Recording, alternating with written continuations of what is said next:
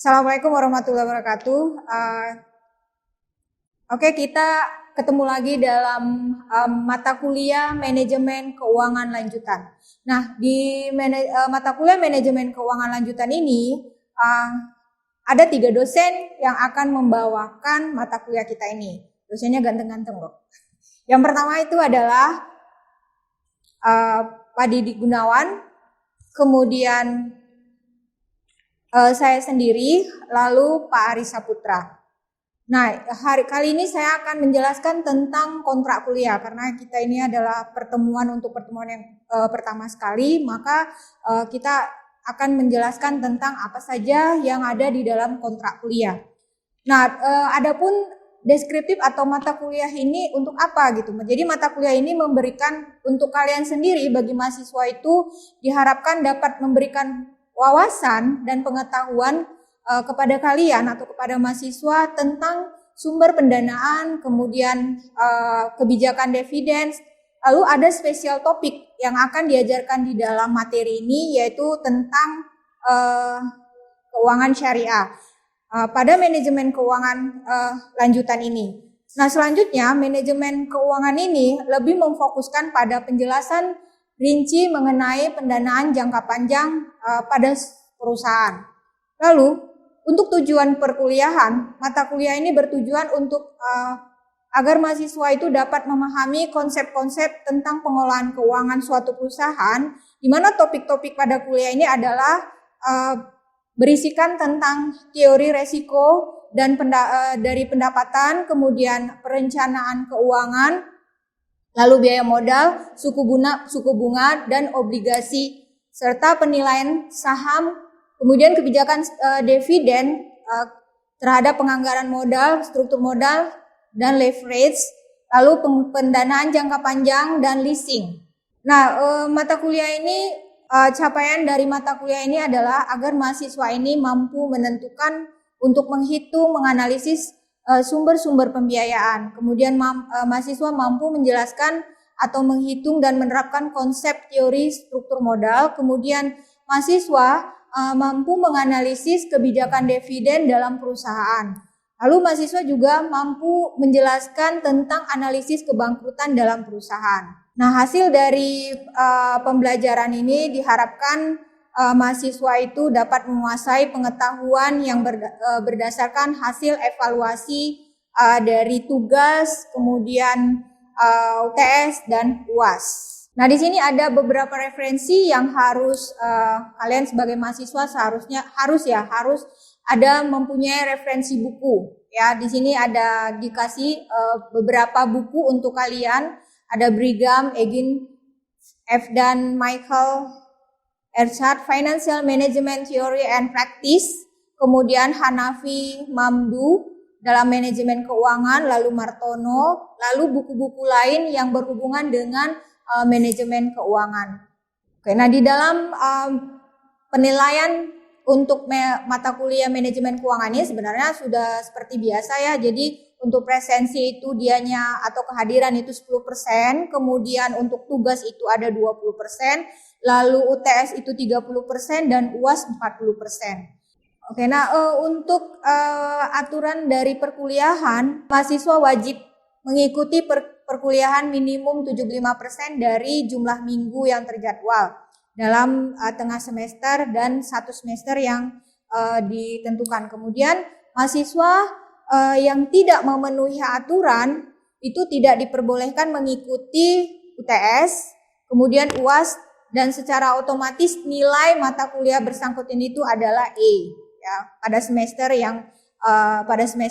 ini ya, atau semester yang bersangkutan. Kemudian mahasiswa dan dosen wajib hadir tepat waktu maksudnya ini karena kita kan pakai Google Classroom, kemudian ada pakai Zoom. Jadi kalau pada waktu Zoom minimal 15 menit sebelum Zoom itu sudah hadir. Kemudian mahasiswa dan dosen itu diharapkan tidak terlambat ya untuk masuk ke sebelum mengikuti perkuliahan gitu ya, apalagi untuk mahasiswa sendiri. Nah, di sini karena pemateri atau pembawa untuk materi-materi yang dibawakan itu dibagi oleh 3 dosen ya. Nah, jadi untuk materi yang pertama atau untuk pertemuan yang pertama, saya yang akan membawakan yaitu tentang yang pertama itu topiknya tentang pendanaan jangka pendek. Nah, jadi berbicara tentang pendanaan jangka pendek ini merupakan suatu bentuk pendanaan yang pelunasannya, yang perolehannya itu diperoleh dalam jangka waktu itu dianya cukup singkat atau dalam waktunya itu maksimal dia 1 tahun. Nah, biasanya itu pendanaan atau sumbernya itu diperoleh dari hutang lancar, kemudian dari aset lancar ya, kemudian dari penjualan aset ya. Nah, kemudian untuk materi atau pertemuan yang ketiga itu tentang pendanaan jangka panjang. Nah, jadi ada perbedaan di pendanaan jangka pendek dengan pendanaan jangka panjang itu biasanya dibedakan atas pelunasan atau sumbernya. Jadi kalau yang pendanaan jangka panjang ini lebih banyak atau dia bersumber dari investasi atau hutang jangka panjang. Ya, jadi contohnya misalkan investasi, kemudian misalkan obligasi, lalu saham. Ya, yang untuk pelunasannya itu maksimal di atas 1 tahun. Nah, kemudian materi yang berikutnya yaitu tentang leasing dan borrowing. Nah, leasing dan borrowing ini adalah sewa guna usaha. Nah, di sini sewa guna usaha ini merupakan perjanjian yang berisikan tentang perjanjian yang dilakukan dengan cara kontrak ya, melalui dengan si penyewa suatu pihak yang perjanjian yang berisikan tentang penyewaan ya, yang antara si penyewa dengan yang menyewakan, yaitu suatu profit atau aset tertentu. Nah, jadi saya rasa cukup sekian pemaparan dari saya. Halo, Assalamualaikum warahmatullahi wabarakatuh. Saya Didi Gunawan. Di pertemuan ke-6 kita akan bertemu waktu kita membahas topik tentang biaya modal. Nah, biaya modal adalah biaya yang kita keluarkan ketika kita menggunakan sumber pendanaan. Ada 3 sumber pendanaan utama sebuah perusahaan. Bisa dari penerbitan hutang, bisa dari penerbitan saham, atau bisa dari pos laba ditahan. Nah, masing-masing sumber ini ada biayanya yang disebut dengan biaya modal. Perusahaan harus menyesuaikan strategi keuangan mereka dengan penggunaan pos-pos biaya ini. Di pertemuan ke-7, nanti kita akan adakan sesi Zoom meeting, di mana kita akan mereview hasil pertemuan kita sebelumnya. Di pertemuan 9, kita akan bicara tentang obligasi, penilaian obligasi, di mana obligasi adalah salah satu sumber pendanaan jangka panjang bagi perusahaan yang bersumber dari hutang. Dan hutang itu ada hutang jangka pendek dan ada juga hutang jangka panjang.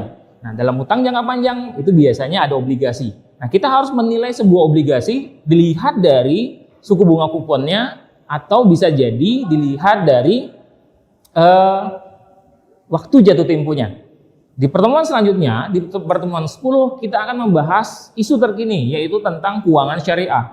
Keuangan syariah adalah industri yang sangat berkembang saat ini, di mana negara-negara di Eropa saat ini sedang beralih menggunakan sistem keuangan syariah.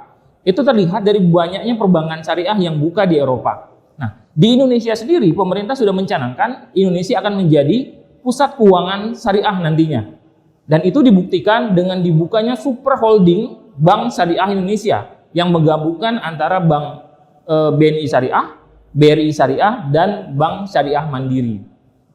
Nah, di pertemuan ke-11 nanti kita bicara tentang penilaian saham. Nah, waktu kita membicarakan penilaian saham, kita akan bicara tentang nilai intrinsik, kemudian kita bicara tentang nilai pasar saham, dan kita akan bicarakan tentang nilai nominal saham.